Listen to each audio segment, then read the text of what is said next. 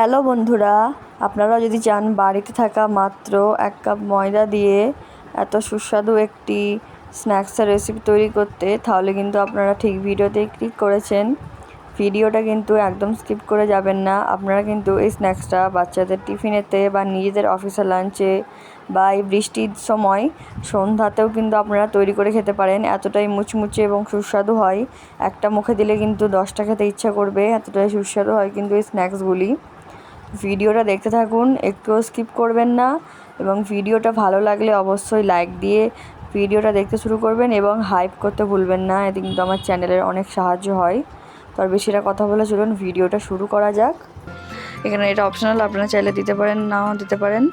এরপর দেখুন আমি খুব ভালোভাবে ময়দাটার সাথে কালো জিরাটাকে মিক্স করে নিচ্ছি। আপনারা হয়তো দেখে বুঝতে পারছেন আমি কিভাবে মিক্স করছি এটা। এরপর কিন্তু আমি দেখুন এর মধ্যে রিফাইন অয়েল দিয়ে দিলাম 2 চামচ পরিমাণে। রিফাইন তেল দেওয়ার পর খুব ভালোভাবে তেলের সাথে ময়দাটাকে আমাদের ময়ান দিয়ে নিতে হবে। এখানটায় কিন্তু মেন পার্ট, যদি আপনারা ঠিকঠাকভাবে ময়ানটা না দিতে পারেন তাহলে কিন্তু দেখবেন আপনাদের নাস্তাটা অতটা পরিমাণে ক্রিস্পি হবে না। তো আপনাদের কিন্তু এই ময়ানটা দেওয়াটা কিন্তু এখন খুব জরুরি স্টেপ এটা।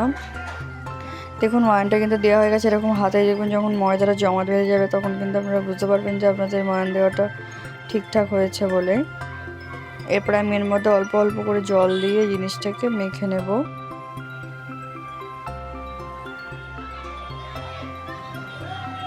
দেখুন আমার কিন্তু ময়দাটা মাখানো প্রায় হয়ে গেছে। এবারে আমি এটাকে রেস্টে রেখে দেবো 10 থেকে 15 মিনিটের জন্য। এরপরে আমি এখানে 4টে আলু নিয়েছি। আলুগুলোকে এবার খোসা সমেত দিয়ে আমি কুচিয়ে নেব। এখানে যেতে আইলে আপনারা খোসাটাকে ছাড়িয়ে নিতে পারেন, তো আমি খোসা সমেত কুচিয়ে নিয়েছি। এরপরে একটু হলুদ গুঁড়ো দিয়ে সেদ্ধ করতে দিয়ে দেব। এরপর দেখুন আমি এর মধ্যে যে একটা পাত্রের মধ্যে 5 ফোড়ন এবং শুকনো লঙ্কাকে হালকা করে আমি ভেজে নিচ্ছি। এরপর আমি বাদামগুলোকেও কিন্তু হালকা করে রোস্ট করে নিয়েছিলাম। এরপর একে একে আমাদেরকে কিন্তু এগুলোকে একটু গুঁড়িয়ে নিতে হবে। দেখুন আমি প্রথমেই এখানে 5 ফোড়ন আর এই শুকনো লঙ্কার যে আমরা মশলাটা তৈরি করেছিলাম সেটাকে গুঁড়িয়ে নেব। আর 5 ফোড়নের আর শুকনো লঙ্কার যে আপনারা স্পেশাল মশলাটা তৈরি করবেন, দুর্দান্ত স্বাদের কিন্তু খেতে লাগে। অবশ্যই একবার এভাবে এই মশলাটা তৈরি করে দেখবেন। এরপর বাদামটাকেও হালকা করে ভেঙে নিলাম।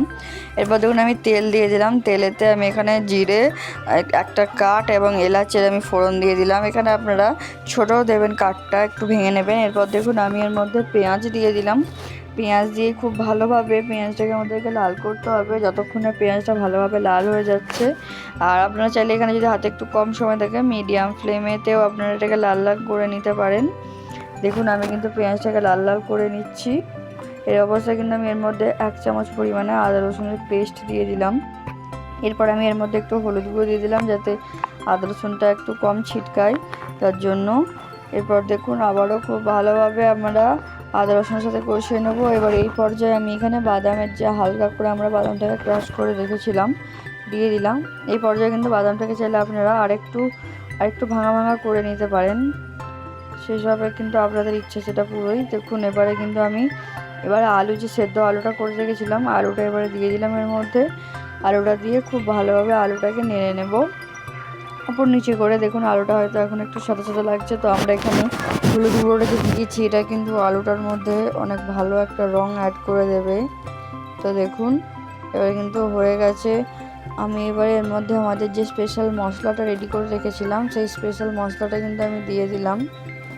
আপনারা হয়তো দেখতে পাচ্ছেন, দেখে এখন থেকে কতটা লোভনীয় লাগছে হয়তো দেখে বুঝতে পারছেন। দেখুন এবারে কিন্তু আমি খুব ভালোভাবে মশলাটাকে নেড়ে নেব। দেখুন এবারে হয়ে গেছে। এরপরে আমি এর মধ্যে কাসুরি মেথি পাতা দিয়ে দিলাম। কাসুরি মেথি পাতাটা দেওয়ার পর খুব ভালোভাবে ওপর নিচে করে আমরা নেড়ে নেব। এবারে মেথি পাতাটা এখানে দেওয়ার কারণ হচ্ছে যে মেথি পাতা দিলে যে ভাজা মশলার যে তরকারিগুলো হয় খুব সুন্দর খেতে লাগে। তো এরপরে আমরা শেপ দেবো। দেখুন আমি কিন্তু একটা ডো কেটে নিয়েছি। এবারে খুব ভালোভাবে ডোটাকে প্রথমে এরকম লম্বা করে আমরা বেলে নেব। যতটা সাইডে আপনারা বাড়াতে পারবেন লম্বা করে আপনারা কিন্তু বাড়িয়ে নেবেন। দেখুন আমি কিন্তু বাড়িয়ে নিয়েছি। এরপরে এখান থেকে আমি 1 চামচ পরিমাণে পুর নেব, যতটা মানে আমাদের পুর লাগবে। তো আমি নিয়ে নিলাম পুরটা। দেখুন দিয়ে এবার একটু আমি শেপ দিয়ে নেব। আমরা একটু চৌকো শেপের করবো, যার জন্য আপনারা হয়তো দেখতে পাচ্ছেন। এবারে আমি হচ্ছে আপনাদেরকে এটা মোড়াটা দেখিয়ে দিচ্ছি। দেখুন আমি কিন্তু খুব ভালোভাবে প্রথমে চারি সাইডে আমি জলটা লাগিয়ে নিলাম। এরপর দেখুন একটা দিক এভাবে মুড়ে দিলাম আর একটা দিক এভাবে মুড়ে দিলাম, যেমন করে আমরা 4 চৌকো পরোটা তৈরি করি, দুটোর দিক এভাবে মুড়ে আমরা জুড়ে দিচ্ছি। আর এই যে সেন্টার পজিশনটাও কিন্তু আপনাদেরকে হাতের সাহায্যে এরকম জুড়ে নিতে হবে, নাহলে কিন্তু দেখবেন সব মশলা বেরিয়ে যাবে। যার জন্য এবারে দেখুন আমি একটা দিক নিয়ে এভাবে ওপর দিকে মুড়ে দিলাম, আর অপর একটা দিক যে আছে এটাকে আমি এভাবে আর একটু জল লাগিয়ে নিলাম এর মুখটাতে। এরপর দেখুন এটা আমি একটু পেছন দিকটাই মুড়ে নেব। এবারে একটা আপনাদেরকে সামনের দিকে মুড়তে হবে আর একটা আপনাদেরকে কিন্তু পেছন দিকে মুড়ে নিতে হবে। দেখুন আমাদের কিন্তু তাহলে ইউনিক শেপের এই নাস্তাটা কিন্তু রেডি। কতটা সুন্দর দেখতে লাগছে তারপরে দেখুন আমি কিন্তু আপনাদেরকে আরও একটাও শেপ দিয়ে দেখিয়ে দিচ্ছি। দেখুন এভাবে হচ্ছে যে আমি আরেকটু এর মধ্যে মশলা দিয়ে দিলাম, দিয়ে এবারে খুব ভালোভাবে আমি এটাকে একটু শেপ দিয়ে নিয়েছি যাতে চারিদিকে এবড়ো খেবড়ো না হয়ে থাকে। এরপর দেখুন আমি হচ্ছে যে এরপরে আবার চারি সাইডে জল লাগিয়ে নেব। এখানে কিন্তু জলটা লাগাতেই হবে, নাহলে কিন্তু যখন আপনারা তেলে ভাজবেন তখন দেখবেন এটা কিন্তু ছিঁড়ে যাবে বা মানে এটা কিন্তু ফেটে বেরিয়ে চলে আসবে। যার জন্য কিন্তু আপনাদেরকে জলটা মাস্ট লাগাতেই হবে। দেখুন আমার কিন্তু জল লাগানো হয়ে গেল। আমি এবারে আর একটা দিকে এভাবে একইভাবে দুটো দিক মুড়ে নিলাম। এরপর দেখুন আমি আর এক দিক এভাবে যেমন জল দিয়ে সামনের দিকটা এভাবে মুড়ে দিলাম, কভার করে দিলাম সামনের দিকটা। এরপর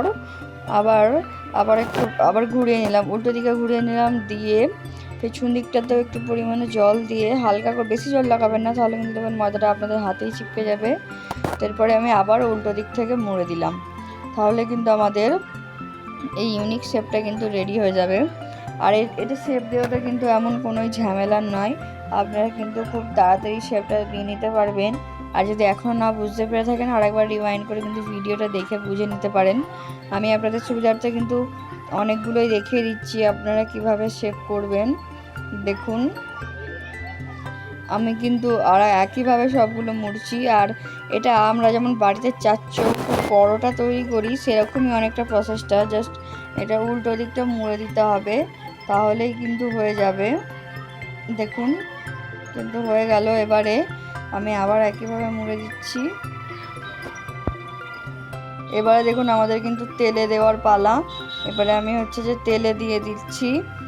আপনারা একইভাবে তেলটা কিন্তু একদমই আপনারা লো ফ্লেমে রাখবেন, গ্যাসটা লো ফ্লেমে রেখে তারপর কিন্তু আপনারা কাজটা করবেন, নাহলে কিন্তু দেখবেন হচ্ছে যে আপনাদের এটা আগে একটু বেশি ক্রিসপি হয়ে যাবে।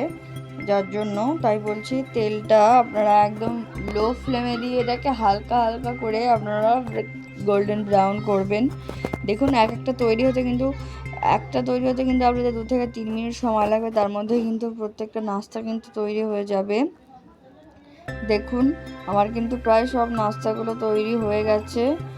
এবারে কিন্তু আমি আপনাদেরকে দেখিয়ে দেব এটাকে আপনারা ভেজে নিয়ে এভাবে হচ্ছে যে কেচাপের সাথে পরিবেশন করলে দুর্দান্ত খেতে লাগবে।